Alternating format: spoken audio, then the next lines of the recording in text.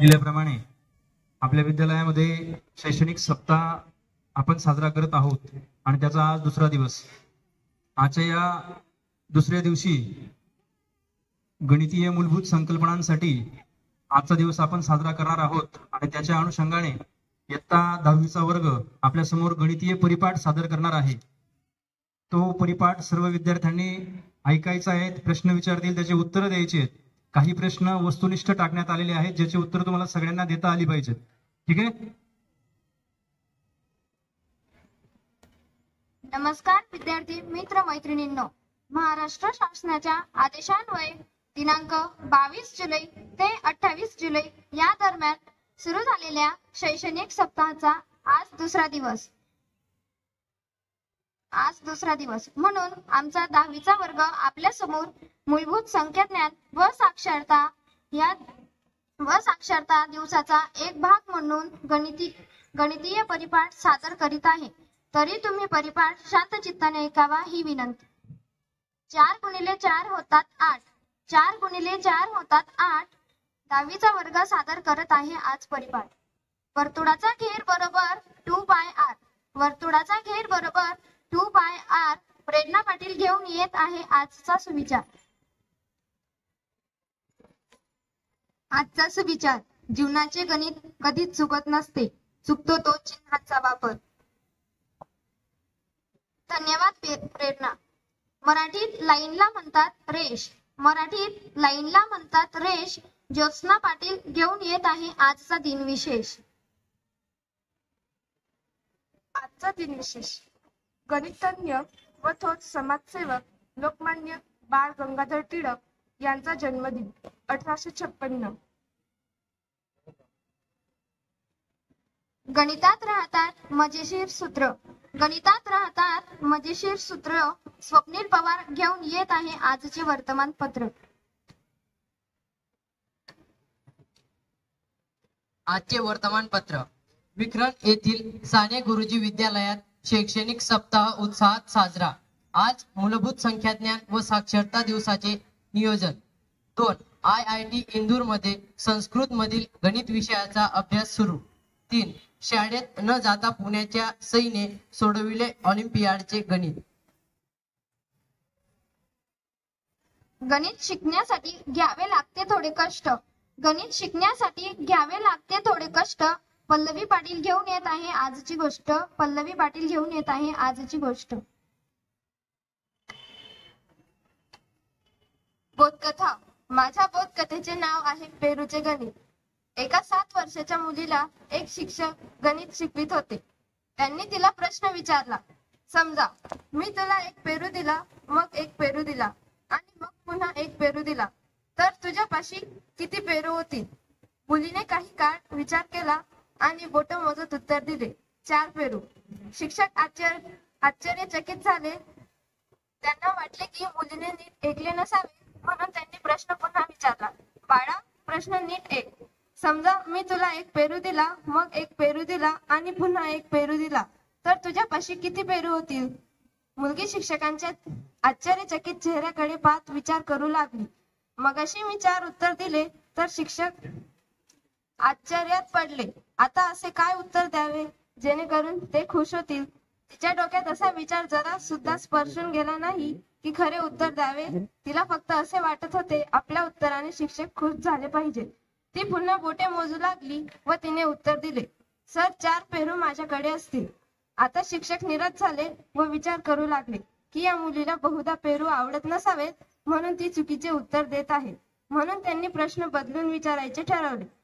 बाळा, समजा मी तुला एक चिकू दिला, मग एक चिकू दिला आणि मग पुन्हा एक चिकू दिला, मग तुझ्यापाशी किती चिकू होतील? मुलीने परत बोटे मोजली व उत्तर दिले, सर, 3 चिकू असतील.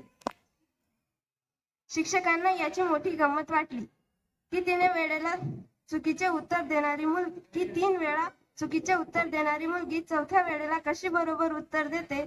त्यांना वाटले की आता या मुलीला गणिताची गंमत कळाली. म्हणून त्यांनी परत आपला पहिला प्रश्न रिपीट केला.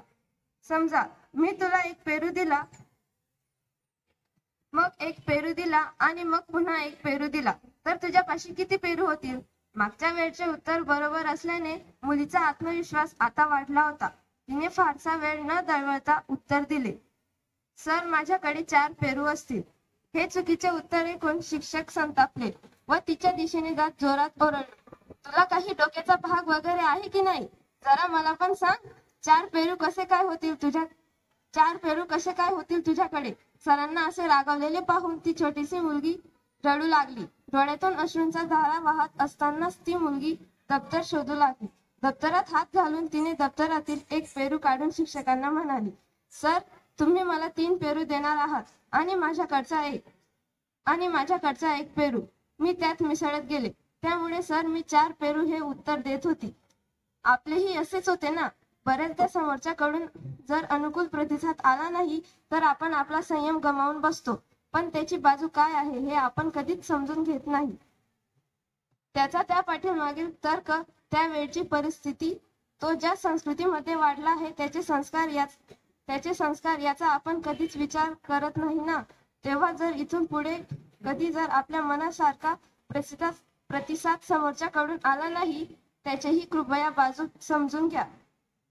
काय सांगावे, त्याच्याजवळ असणारा तो छुपा पेरू आपल्याला दिसतही नसेल कदाचित. तात्पर्य, समोरच्या व्यक्तीची खरी परिस्थिती समजल्याशिवाय कुठलाही निष्कर्ष काढू नये. धन्यवाद पल्लवी. साइन कॉस होतो टॅन. कृष्णा पाटील घेऊन येत आहे सामान्य ज्ञान. सामान्य ज्ञान. प्रश्न क्रमांक 1. तुमच्या वर्गात कोणत्या आकाराचा बोर्ड आहे?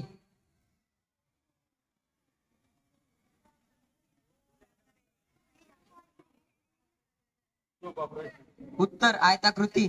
प्रश्न क्रमांक 2. चालू महिना किती दिवसांचा आहे? बरोबर, 31 दिवसांचा. प्रश्न क्रमांक 3. आपल्या शाळेत एकूण किती खोल्या आहेत?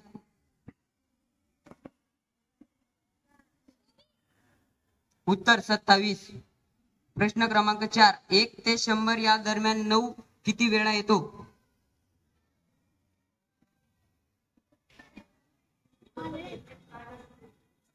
उत्तर 20. गणिताची उदाहरणे सोडवा थोडे थोडे. ओम मराठे घेऊन येत आहे आजचे मजेदार कोडे.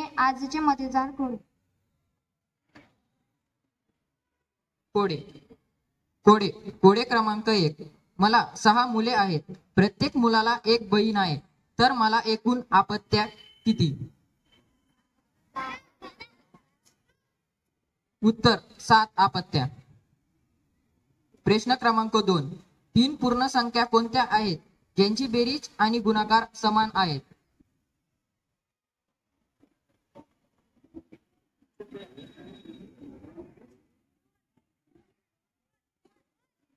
उत्तर 1, 2 आणि 3. प्रश्न क्रमांक 3. तुमच्याकडे 1 किलो कापूस व 1 किलो लोखंड आहे, तर कोणाचे वजन जास्त असेल? उत्तर दोघांचेही सारखे वजन आहे.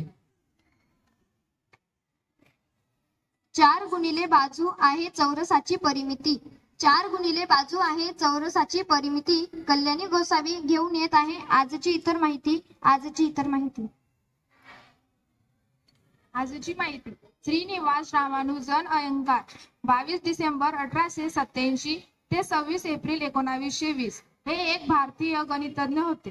त्यांना शुद्ध गणिताचे जवळजवळ कोणतेही औपचारिक शिक्षण मिळालेले नसतानाही त्यांनी गणितीय विश्लेषण, संख्या सिद्धांत, अनंत मालिका आणि अपूर्णांक यामध्ये भरीव योगदान, तसेच त्यांच्या काळातील न सुटलेल्या गणितांच्या समस्यांवर देखील त्यांनी उत्तरे शोधली. आपले गणितीय कार्य अधिक चांगल्या प्रकारे समजून शकतील अशा गणितांच्या शोधात त्यांनी 1913 मध्ये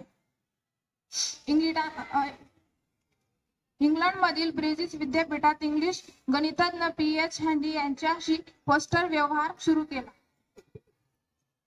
धन्यवाद कल्याणी. तुम्ही आमचा गणितीय परिपाठ शांत चित्ताने ऐकला त्याबद्दल धन्यवाद.